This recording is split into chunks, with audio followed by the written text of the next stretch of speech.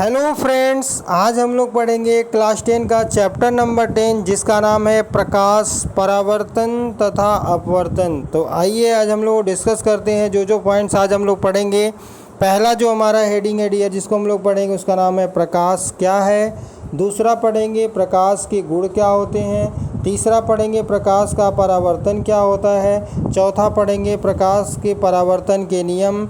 फिर पढ़ेंगे हम लोग प्रतिबिंब क्या होता है। फिर अगला पढ़ेंगे प्रतिबिंब कितने प्रकार के होते हैं, दर्पण क्या होता है और दर्पण कितने प्रकार के होते हैं। आइए हम लोग डिस्कस करते हैं। सबसे पहले प्रकाश क्या है, व्हाट इज लाइट।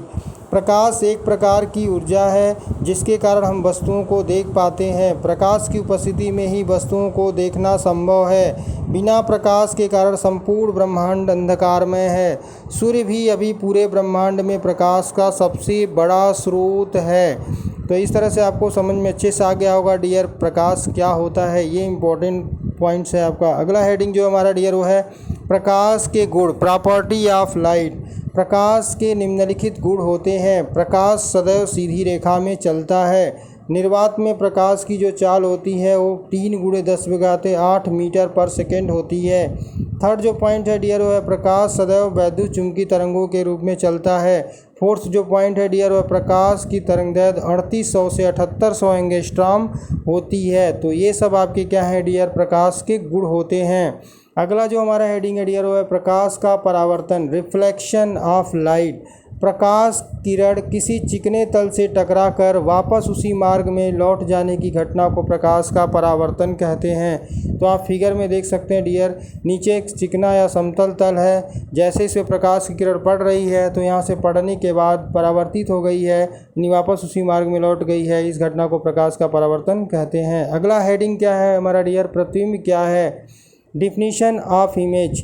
जब कोई प्रकाश किरण किसी वस्तु के किसी बिंदु से चलकर परावर्तन या अपवर्तन के पश्चात किसी दूसरे बिंदु पर मिलती है या दूसरे बिंदु से आती हुई प्रतीत होती है तो इस दूसरे बिंदु को पहले बिंदु का प्रतिबिंब कहते हैं।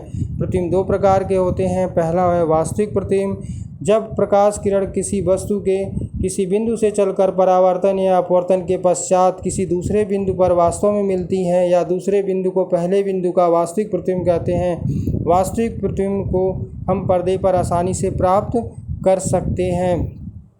अगला जो हमारा हेडिंग डियर वो है आपका आभासी प्रतिबिंब, जिसे हम बोलते हैं इमेजिनरी इमेज।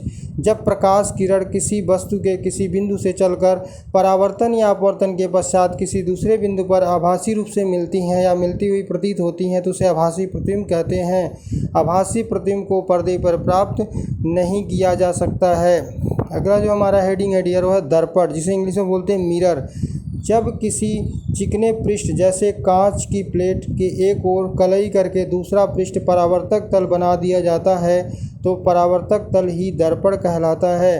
दर्पण मुख्यतः दो प्रकार का होता है। पहला जो दर्पण है डियर वो है आपका समतल दर्पण, जिसे बोलते हैं प्लेन मिरर।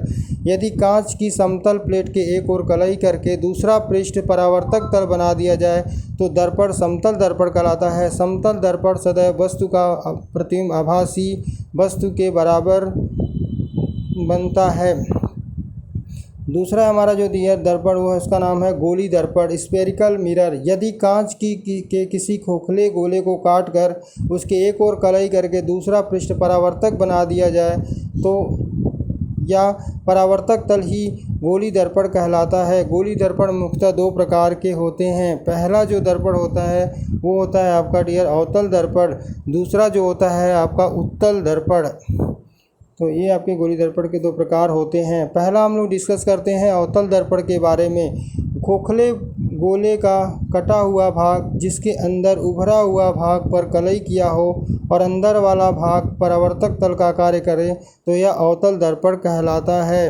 दूसरा हम लोग डिस्कस करते हैं डियर जिसका नाम है उत्तल दर्पण।